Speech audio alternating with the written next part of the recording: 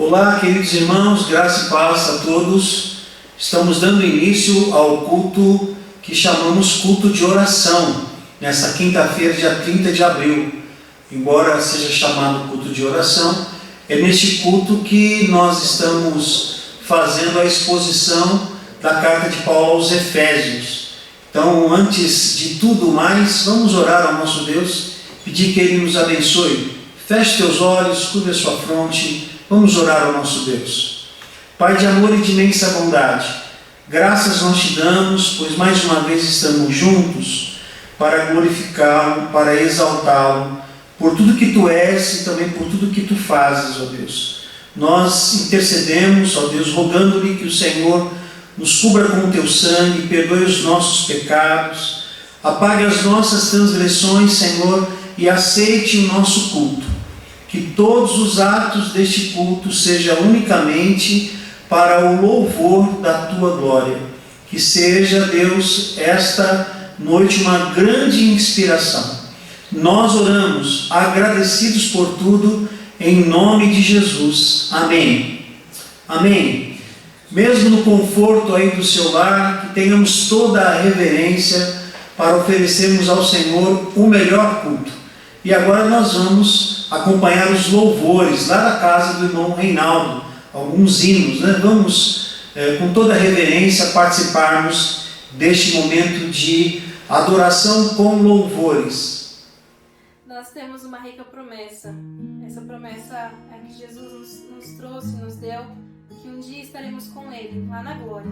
E queremos te convidar a cantar essa música do cantor cristão 349, Rica Promessa.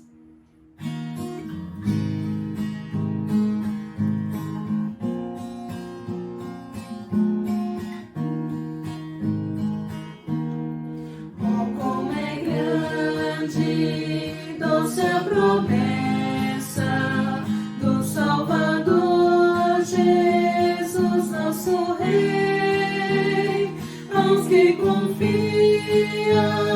na sua graça, Ele diz: nunca te deixarei. Oh, não temas, oh, não temas, pois eu contigo sempre serei. Oh, não temas, oh, não temas, pois eu nunca te deixarei. Eu sou teu Deus e para livrar-te, sempre contigo eu estarei. Não temas, pois, porque bem seguro eu pela mão te conduzirei. Oh, não temas, oh, não temas, pois eu contigo sempre serei. Oh, não temas, oh, não temas, pois eu nunca te deixarei. Para remir-te dei o meu sangue, pelo teu nome eu te chamei, meu para sempre.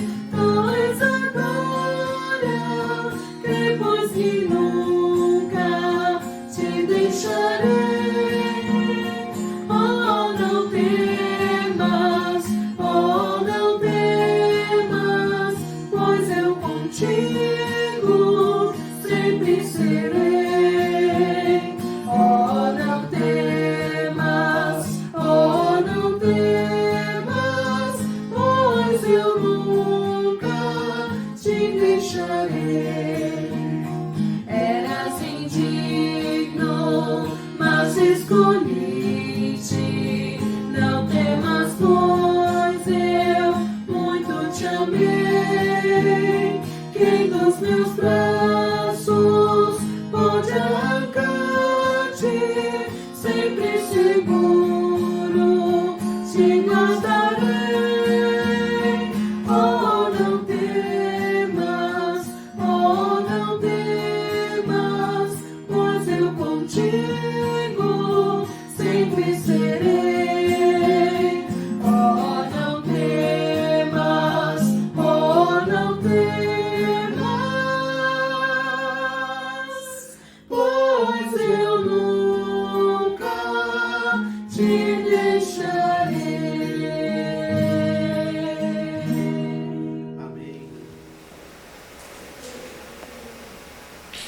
Aleluia, a Deus toda a honra e glória. Pois bem, como os irmãos já sabem, nós estamos revezando o púlpito às quintas-feiras entre pastor Luiz Antônio, pastor Júlio e o pastor Jean. E hoje o pastor Jean estará dando sequência no texto em Efésios. Pastor, vem para cá. Eu costumo dizer que o pastor Jean, ele é um grande pastor e ele também é um pastor grande. Hoje ele não chegou mascarado aqui não, mas glória a Deus, que bom pastor tê-lo aqui conosco aí. Acerta o microfone e irmão, depois apresente o texto que eu me esqueci a sequência que é, mas você vai lembrar, né? Eu vou tentar te ajudar aqui com o microfone. Deu? Sim. Graças e paz, irmãos. Obrigado, pastor. Prazer estarmos mais uma vez ministrando a palavra do nosso bom Deus, mesmo que o momento em que nós estamos vivendo não seja o melhor dos momentos, nós temos a convicção de que o nosso Deus está no controle de todas as coisas e com certeza Ele sabe o momento certo em que nós poderemos novamente nos encontrar, estarmos juntos para adorá-lo na beleza da sua santidade e como Ele quer. Nós vamos hoje continuar o nosso estudo, a exposição do livro de Efésios. Hoje nós estamos, pastor Júlio, semana passada, iniciou o capítulo 4, do versículo 1 ao versículo 16. Eu darei continuidade no capítulo 4, do versículo 17 ao versículo número 32. Mas antes de iniciarmos já no texto bíblico de Efésios, carta do apóstolo Paulo aos Efésios, eu gostaria de iniciar os irmãos com algumas perguntas. Inicio falando sobre essa ideia que nós estamos vivendo da pandemia, né? Na verdade, alguns dizem que após a pandemia nós não seremos mais os mesmos. Nós seremos muito diferentes do que nós éramos. Teremos mudanças substanciais em todos os sentidos. Eu acredito que nós seremos diferentes. Mas a grande pergunta é: será que nós iremos mudar para melhor? Será que nós seremos melhores pessoas após essa pandemia? Quais mudanças acontecerá em nossas vidas para que possamos dizer que seremos melhores? Eu pergunto: quais mudanças aconteceram em sua vida no momento da sua conversão até hoje? Quais mudanças aconteceram em sua vida após a sua conversão? Qual diferenças você pode elencar, ou nós podemos elencar, ou que as pessoas podem perceber em nossas vidas depois da nossa conversão? Alguns vão falar: eu me converti muito cedo. Mas, além da conversão para a salvação, nós temos dia a dia, nesse processo de santificação, grandes mudanças acontecendo em nossas vidas. E eu te perguntaria, quem é você depois de 1 ano de conversão? Depois de 5 anos? Ou depois de 7, 10 anos de conversão? Quem somos nós? Talvez você pode dizer assim: a minha vida continua a mesma. Não deveria ser assim? À luz da palavra do nosso Deus, afinal de contas, Jesus Cristo nos salvou para que nós tivéssemos uma nova vida. Jesus se salvou para que você tivesse uma nova vida, para que eu tivesse uma nova vida, para que nós tivéssemos uma nova vida e vivêssemos na luz. E eu quero ler com você esse texto, Efésios capítulo 4, do versículo 1 ao versículo de capítulo 4, do versículo 17 ao versículo número 32. Assim diz o texto bíblico: assim eu lhes digo, e no Senhor insisto, que não vivam mais como os gentios, que vivem na inutilidade dos seus pensamentos. Eles são obscurecidos do entendimento e separados da vida de Deus, por causa da ignorância em que estão, devido ao endurecimento do seu coração. Tenho perdido toda a sensibilidade. Eles se entregaram à depravação, cometendo com avidez toda espécie de pureza. Todavia, não foi isso que vocês aprenderam de Cristo. De fato, vocês ouviram falar dele e nele foram ensinados de acordo com a verdade que está em Jesus. Quanto à antiga maneira de viver, vocês foram ensinados a despir-se do velho homem, que se corrompe por desejos enganosos, a serem renovados no modo de pensar e a revestir-se do novo homem, criado para ser semelhante a Deus em justiça e em santidade proveniente da verdade. Portanto, cada um de vocês deve abandonar a mentira e falar a verdade ao seu próximo, pois todos somos membros de um mesmo corpo. Quando vocês ficarem irados, não pequem. Apaziguem a sua ira antes que o sol se ponha, e não dê lugar ao diabo. O que furtava, não furte mais. Antes trabalhe fazendo algo de útil com as mãos, para que tenham o que repartir com quem estiver em necessidade. Nenhuma palavra torpe sai da vossa boca, sai da boca de vocês, mas apenas o que for útil para edificar os outros, conforme a necessidade, para que conceda graça aos que ouvem, ou aos que a ouvem. Não entristeçam o Espírito Santo de Deus, com o qual vocês foram selados para o dia da redenção. Livrem-se de toda amargura, indignação e ira, gritaria e calúnia, bem como de toda maldade. Sejam bondosos e compassivos uns para com os outros, perdoando-se mutuamente, assim como Deus os perdoou em Cristo. Amém? Vamos orar neste momento ao Senhor, que o Senhor possa alcançar os nossos corações nessa noite. Oremos. Pai Santo, Deus poderoso, glorioso, agradecemos o Senhor pela possibilidade, pela oportunidade que temos de ler a Tua Palavra, que nessa noite ela faça sentido aos nossos corações e nos transforme pelo poder que só ela tem. Que assim seja, para o louvor da Tua glória, em nome de Cristo Jesus. Amém. Amados irmãos, andando nessa terra como filhos da luz, o apóstolo Paulo, estando preso em Roma, escreveu um verdadeiro tratado de procedimento prático para os irmãos da igreja em Éfeso. Só uma mente totalmente tomada pelo Espírito Santo poderia escrever de forma tão prática.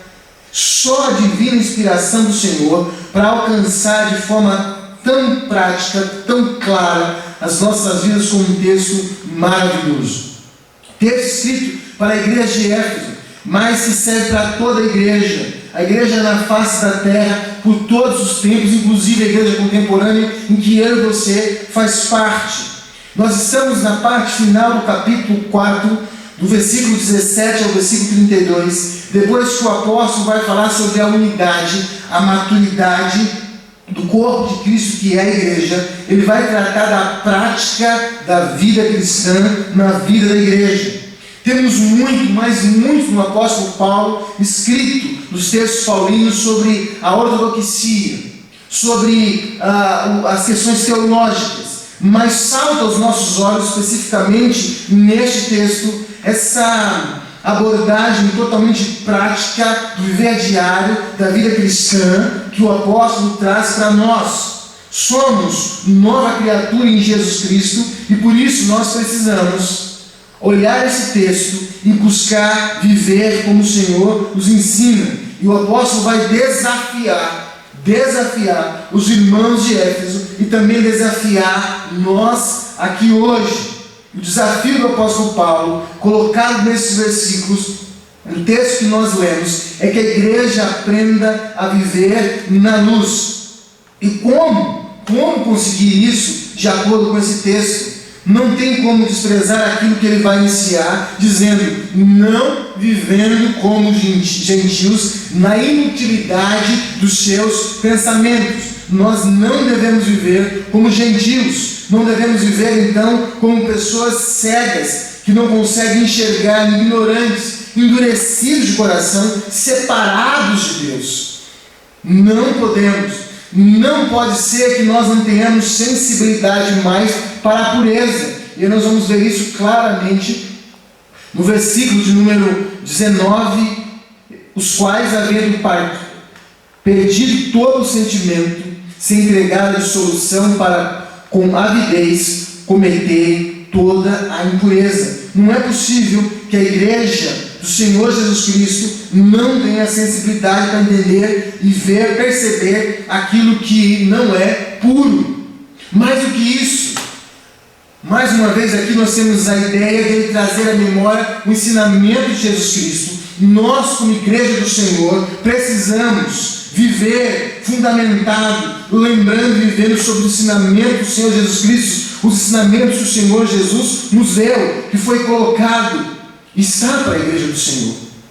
E aí, quando ele coloca os ensinamentos do Senhor Jesus Cristo, vem a ideia de nós despir-se do velho homem, despir-se do homem que nós éramos antes de conhecermos essa graça, antes de conhecermos o ensinamento do Senhor Jesus Cristo, e revestir do novo procedimento proveniente de Deus. Temos uma nova vida, uma nova maneira de viver, uma nova vida, uma nova roupa, uma nova roupagem, e isso de dentro para fora.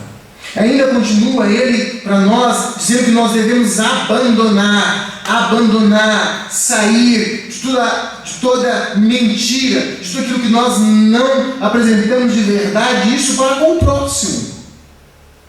Muitos aprendizados. Abandonar, diminuir, mitigar a ira, não dar lugar ao diabo. E ele continua em linha, colocando para nós diversas situações onde nós podemos melhorar as nossas vidas e andar na luz. Devemos viver em novidade de vida, devemos, quanto ao nosso ganho, jamais, sob hipótese alguma, roubar. E aí ele vai colocar ainda, abençoar com as nossas mãos, usar as nossas mãos, aquilo que nós ganhamos, para abençoar vidas, para abençoar pessoas, para abençoar o nosso próximo. Como nós vivemos numa época em que hoje ainda as pessoas precisam ser abençoadas, e com o trabalho de nossas mãos nós temos ainda a possibilidade de abençoar pessoas. Ainda continuando, ele vai colocar para nós sobre a ideia dos nossos lábios, da nossa boca, onde dela deve jorrar bênção, pureza. Devemos ter então uma boca pura, santa. Nós devemos alegrar o Espírito Santo que está em nós, e isso é possível para aqueles que foram selados. Ele vai falar que nós somos selados e não podemos de maneira nenhuma entristecer a ação, o Espírito Santo que está em nós, mas isso só para aqueles que têm o Espírito Santo em si. Glória a Deus, porque eu posso garantir que tem o Espírito Santo da promessa selado em minha vida. Ele continua dizendo, livrar-se. Na verdade, esse livramento de vez livrar da amargura, da maledicência, de toda a maldade. Irmãos, quantas recomendações práticas para as nossas vidas. E ainda vai além, eu coloco aqui no final, que ele vai nos colocar para que nós possamos ser exponencial, assim como Jesus foi, ao ponto de perdoar e dar a vida para todas as pessoas. Final do versículo, antes sede uns para com os outros benignos,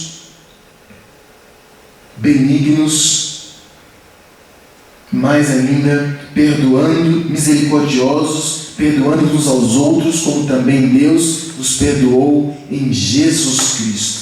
Irmãos, essas recomendações colocadas pelo apóstolo para a igreja, parece que foi escrita hoje, para a igreja de agora, para nesse momento, nesse dia.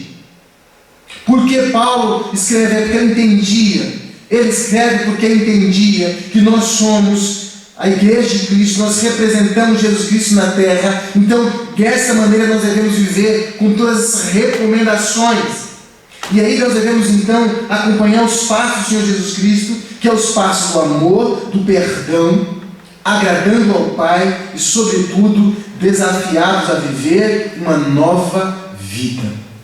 A igreja é desafiada a viver uma nova vida. Você e eu somos desafiados, após a nossa conversão, a viver uma nova vida, abandonando tudo aquilo que nós acabamos de ver nesse texto, e eu recomendo você a ler esse texto algumas vezes, para que você possa ter a exata noção daquilo que o Senhor quer nas nossas vidas. E aí eu coloco, quais são os desafios dos filhos da luz? Quais são os desafios que nós temos como filhos da luz? Quais são os desafios que eu e você tem como cristão, à luz do que o texto nos diz, à luz do que o texto nos ensina? Você se sente desafiado diante do texto desse? Quais são os desafios que nós temos? Primeiro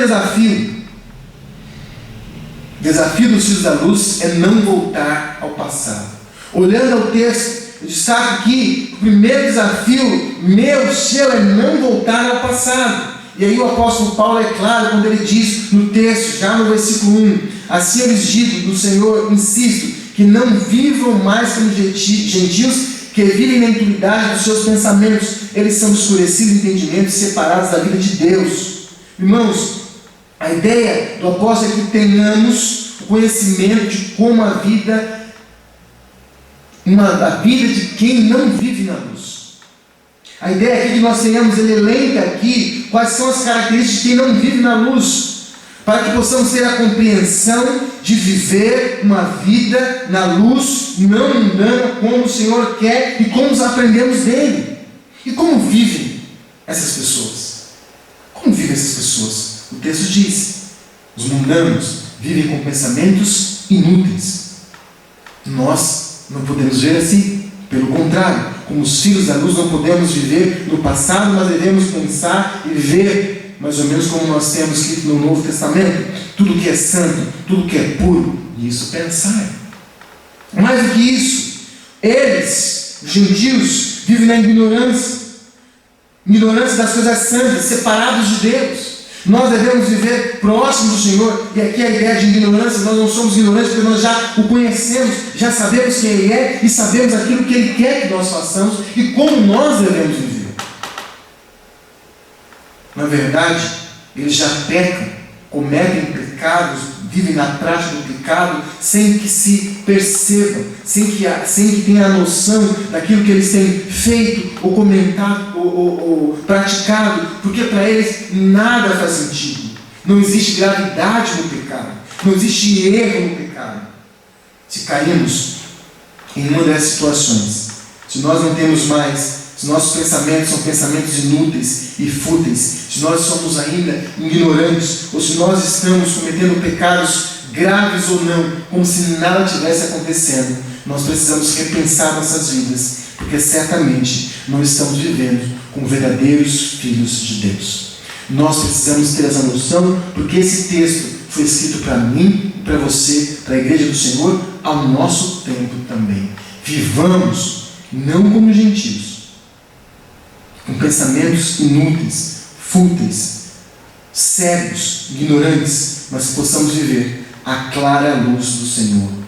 Irmãos, se o Espírito Santo de Deus não tem mostrado claramente para você os seus atos, algo errado tem acontecido. Mas nós precisamos ser desafiados a não voltar ao nosso passado.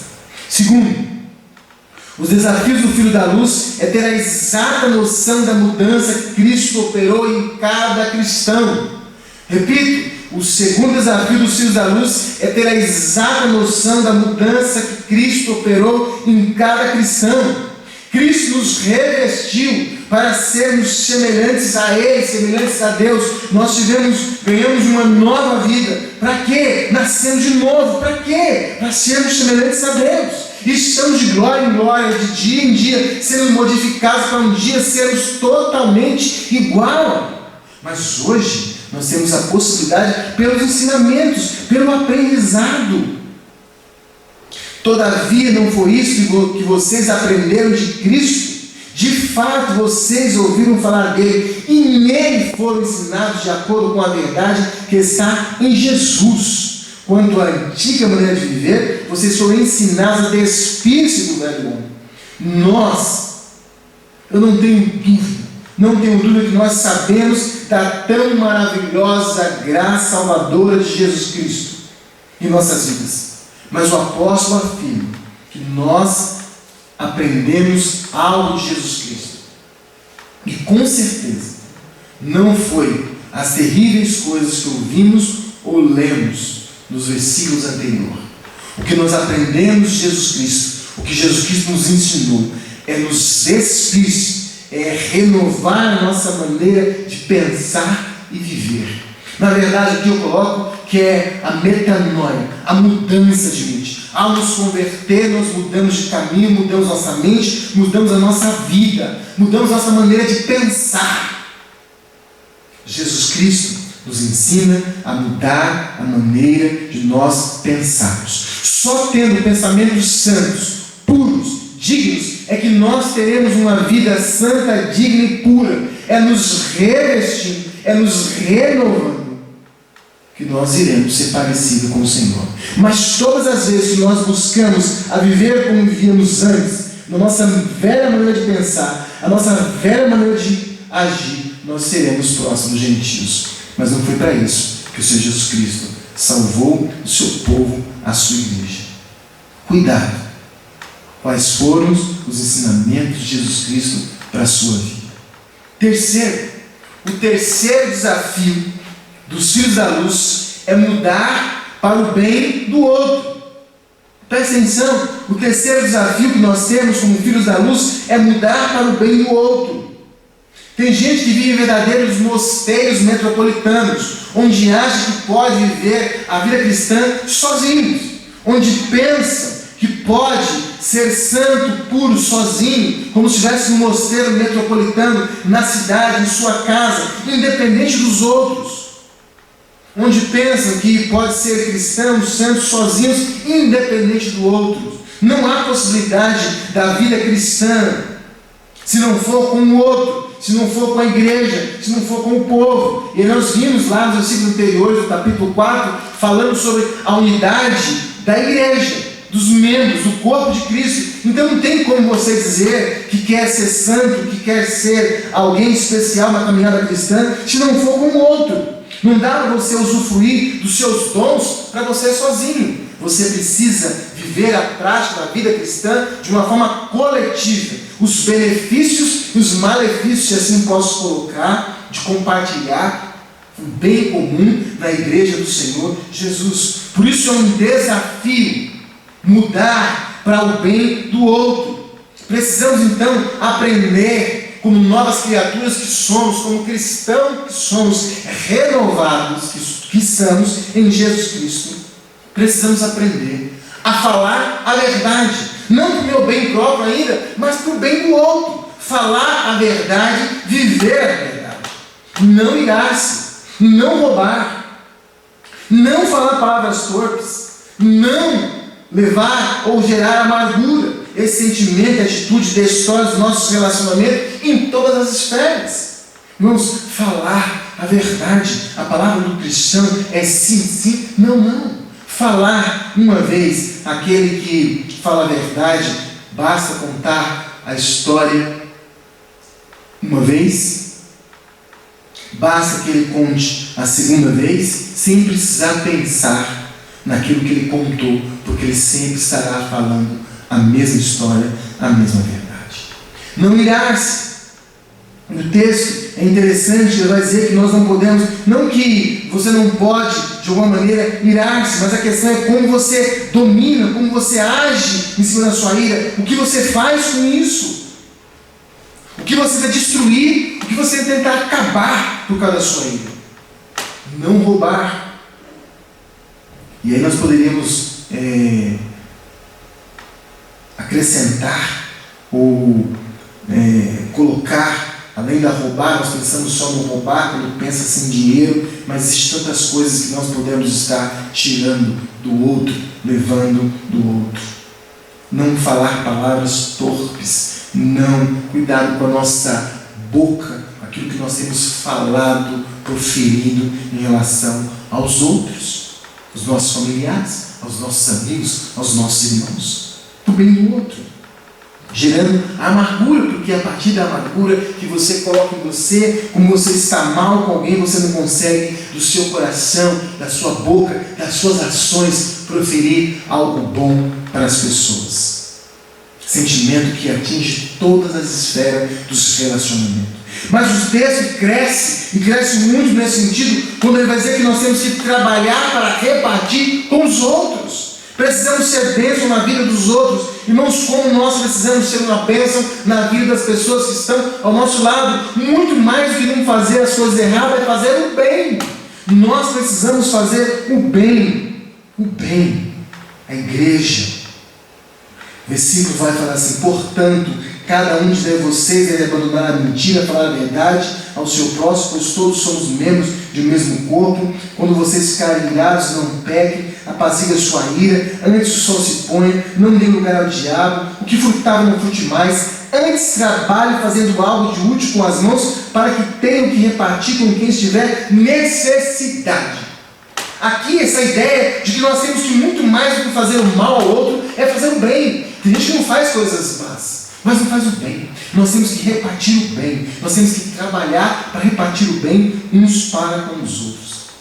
A ideia, melhor do que dar, melhor do que receber, é dar. Seria uma pergunta para nós, né? O que nós temos entregue ou dado aos nossos irmãos, a quem está próximo de nós? Irmãos, nós precisamos, eu e você precisamos ser desafiados a mudar para o bem do outro. Todas as vezes que nós queremos mudar, nós queremos de alguma forma mudar para o nosso bem, mas também nós precisamos pensar em mudar para o bem do outro. Quando realizo casamento, uma das falas que coloco é que você, no casamento, tem uma disputa. A disputa deve ser para fazer o outro feliz. Se no casamento a disputa que você tiver, as intrigas for para fazer o outro feliz, para fazer o bem do outro, com certeza nunca terá problema. Porque os dois estarão sempre disputando para abençoar o outro, não para o bem próprio. O quarto desafio dos filhos da luz é mudar para o bem próprio. Interessante, o primeiro desafio é mudar para o bem do outro, e o quarto desafio é mudar para o bem próprio. Livres. Quem não gosta de um livramento? Todos nós gostamos de um livramento ou de uma história de um livramento. E essa é a ideia de ser bondoso. Bom também para ser livre. Um certo pastor, certa vez, contando sobre essa ideia de ser bom, né? Ele diz que certa vez ele para fazer bem a alguém, ele resolveu um dia perder. Eu contei uma vez na escola dominical, perder o dinheiro. Ele falou: eu não quero saber para quem eu estou dando, eu não quero chegar na pessoa e dar esse dinheiro, mas eu vou perder um valor. Para quê? Porque eu tenho certeza que a pessoa que achar isso ficará muito feliz, muito satisfeita. Bem, mas sobretudo eu estou bem em poder abençoar alguém. Eu não sei quem é, mas eu estou abençoando alguém. É o bem. Quando você faz bem para alguém, você também é abençoado. Quando eu me liberto de todo tipo de maldade com o outro, irmãos, como é bom você poder deitar no seu travesseiro, como é bom você poder orar ao Senhor e falar assim: eu estou bem, estou livre dos pecados, estou livre da maldade, estou livre da mentira, estou livre de não ter pecado para com o meu irmão. Eu estou bem. Estou bem porque pude abençoar alguém. Quando eu abençoo alguém, é porque eu sou abençoado primeiro. Só pode dar algo quem tem. Você só pode ser bênção na vida de alguém, você só pode abençoar a vida de alguém se você for abençoado primeiro. Portanto, praticar a mutualidade, tratar alguém bem, só pode ser feito na perspectiva de quem foi resgatado, transformado, renovado e vestiu-se do novo homem parecido com Jesus Cristo. Porque é isso que Jesus Cristo faz conosco. Porque essa é a perspectiva de Jesus Cristo para as nossas vidas. Viver uma nova vida, fazer o bem para o outro e o bem que por consequência vem para nós. Ser bênção para o outro, para que eu também possa ser abençoado. Digo para você e repito: só pode ser bênção quem é abençoado. Só pode dar quem tem. Que Deus dê a chance e vocês tenham te abençoar, para ter mais e mais e mais para repartir. Muitas das vezes não podem dar porque não tem, porque não trabalha para ter. E aqui nós não estamos falando só de posse material, mas também da bondade, da graça, do perdão, do amor.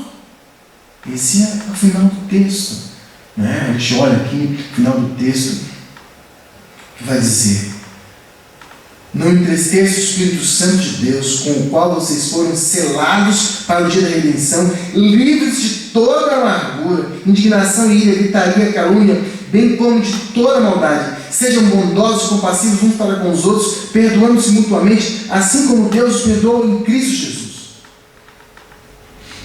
Vivam ou vivamos próximo daquilo que o Senhor quer. Quinto e último.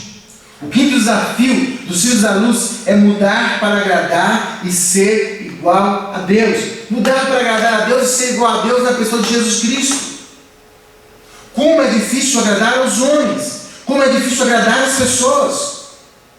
Como os homens não têm padrão definido de superioridade. Os valores sociais, os valores do mundo mudam. A cultura muda. O grau de exigência muda. Mas este texto, escrito há quase 2000 anos, destaca as mesmas verdades, como nós podemos agradar a Deus e agradar os homens por consequência. Nós podemos pegar esse texto e colocar na cabeceira de nossas camas, colocar no para-brisa do nosso carro, ou colocar no hino da geladeira, que nós teremos esse texto, que foi escrito 2000 anos atrás, há quase 2000 anos, o mesmo texto, que vai dizer: despiste do velho homem, revista-se e perdoa, ame como Deus amou. Tendo a ideia do que temos em Filipenses, que vai dizer: tendo em vós o mesmo sentimento que teve também Jesus Cristo, que não teve usurpação de ser igual a Deus, mas pelo contrário, ele vem morte, morre pela morte e morte de cruz, se humilha, vem esse mundo, se humilha. Nós ficamos tanto tempo querendo agradar aos homens. Não tenha dúvida que é mais fácil agradar a Deus do que agradar aos homens. E se você agradar a Deus, com certeza você irá agradar aos homens. Não se engane, não queira agradar aos homens, confundindo o que Deus quer.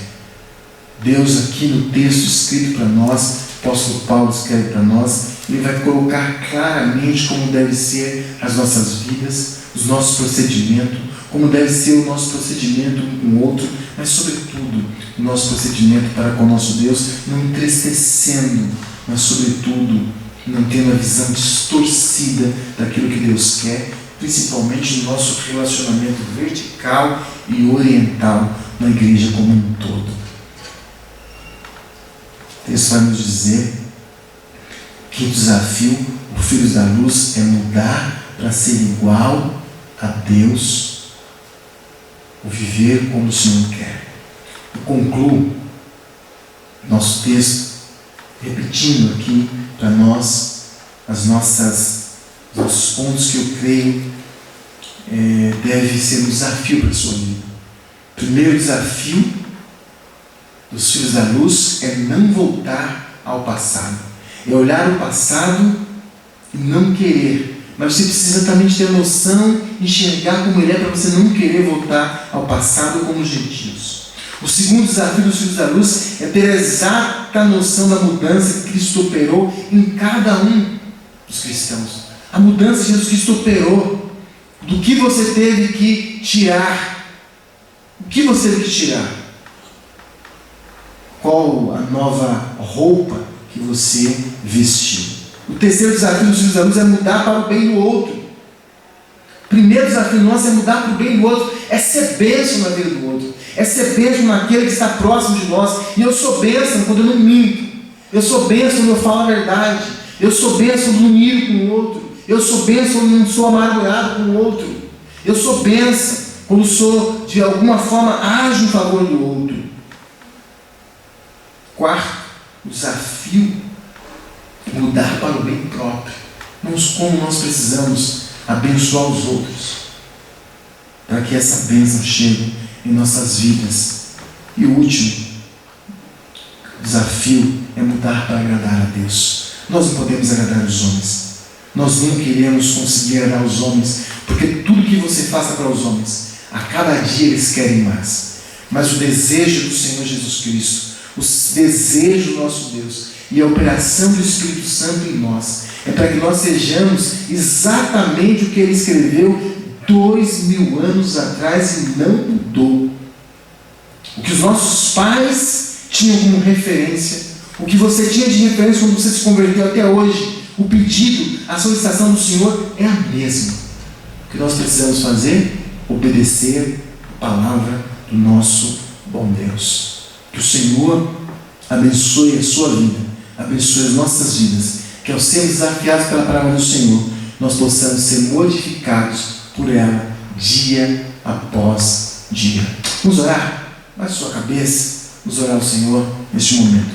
Senhor Deus, eterno Pai, obrigado pela Tua palavra escrita há tanto tempo, mas que ainda hoje ela fala aos nossos corações, nos chama, nos desafia, nos confronta, nos consola a sermos parecidos com o Senhor. Que nessa noite a Tua palavra linda, exposta, possa causar mudanças em nossas vidas, por louvor da Tua glória. É a oração que nós fazemos em nome de Cristo Jesus. Amém. Irmãos, Deus abençoe grandemente sua vida. Vou convidar o pastor para vir aqui, dar continuidade. Até breve. Fica aí. Tirar esse microfone aqui um pouquinho. Você falou sobre os filhos da luz. Deixa eu perguntar uma coisa, pastor. Na sua visão, será que dentro da igreja tem muitos filhos das trevas e não filhos da luz? Tenho dúvida. Na verdade, nós temos na igreja a maioria de filhos da luz. A grande questão é que se os filhos da luz estão vivendo como verdadeiros filhos da luz. Na igreja também tem filhos das trevas. Não na igreja em si, mas no meio do povo tem os filhos das trevas. Mas a grande questão, a grande preocupação é quando os filhos da luz têm vivido como se fosse filho das trevas. Sim, você falou de algumas evidências, né?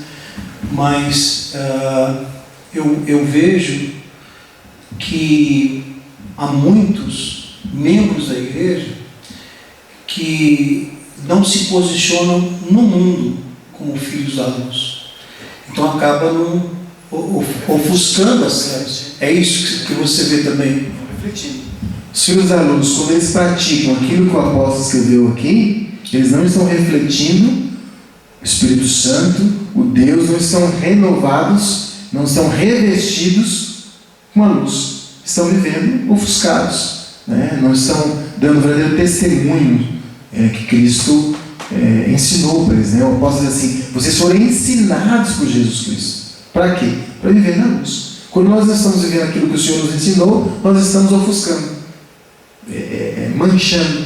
Quando um cristão, como o texto diz, não fala a verdade, e não fala a verdade só para outro cristão, quando ele não fala a verdade para outro cristão, quando ele mente, o que é isso?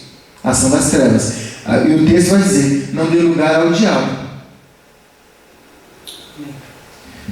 Aleluia, que Deus seja louvado e que a gente se posicione, né, pastor, diante de Deus no mundo, e essa luz incomoda, a gente acaba sofrendo retaliações quando nós somos luz, né? Quando nós somos sal fora do saleiro, isso incomoda, mas esse é o desafio, é uma das coisas que o Espírito de Deus tem falado a nós nesses últimos sermões, né? E Deus abençoe a cada um. Nós encerramos o nosso culto com mais um louvor que o irmão Reinaldo e a sua família estarão apresentando, e que Deus abençoe, que você esteja se preparando cada vez mais para o retorno desse isolamento a fim de nós testemunharmos. Eu penso que é um divisor de águas essa pandemia. Eu penso que Deus está peneirando a igreja, usa tudo isso para peneirar a igreja. Tá certo? Obrigado, pastor Jean. Um forte abraço, queridos. Que Deus os abençoe.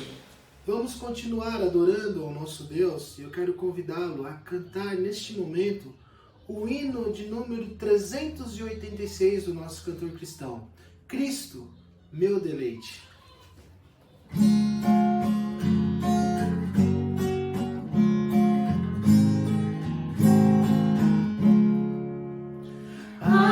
Se eu tivesse 1000 vozes para o Brasil encher, com louvores de Cristo, que singular prazer, sua bondade infinita, seu divino amor, deslumbra-me sobremaneira, infunde-me viva dor. Sua presença constante firma-me o coração, tira em toda incerteza, guarda na provação.